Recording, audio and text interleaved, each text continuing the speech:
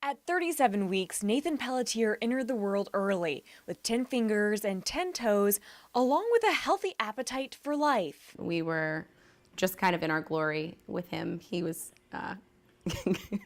really funny, kind of goofy. He stole the hearts of his parents, Katie and Aaron, but within a month, he began regressing developmentally, not bearing weight on his legs or lifting himself up. And there was something else. I'd go to nurse him, and he would just pause.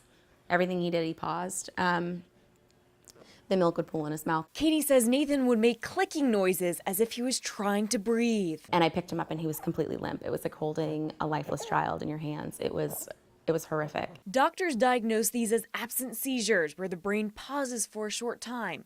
He'd stop moving, stop swallowing, even stop breathing. You're watching your heart outside of your body just be absolutely shattered and picked apart and torn apart.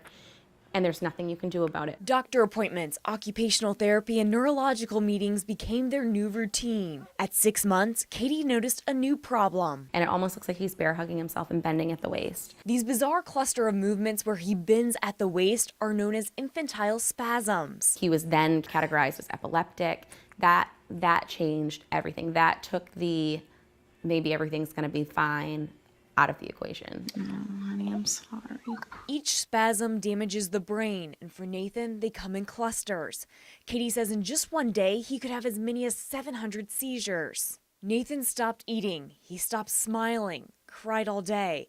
Then a glimmer of hope struck. His spasms disappeared, and it looked like Nathan was improving.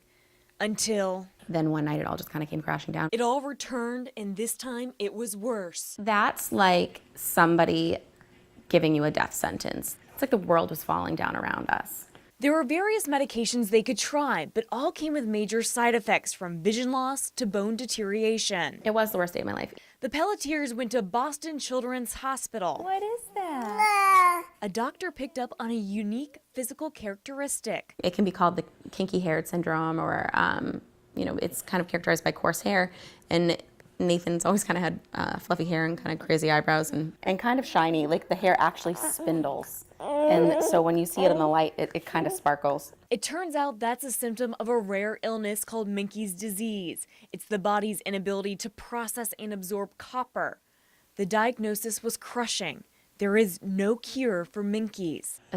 And it's your first child, it's your only son, and we just found out our son was going to die. Like, he has a terminal illness that there is no cure for. I thought I was going to faint. I was sitting there, and I couldn't think, I couldn't talk, I couldn't breathe. There were tears streaming down my face.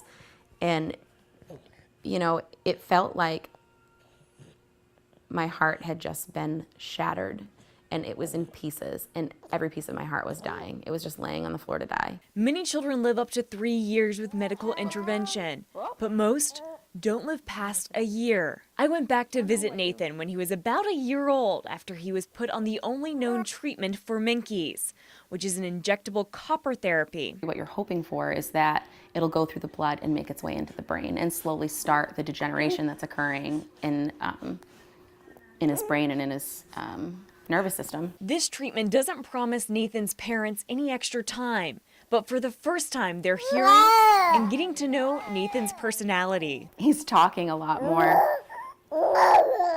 He's holding his head more. He's more comfortable.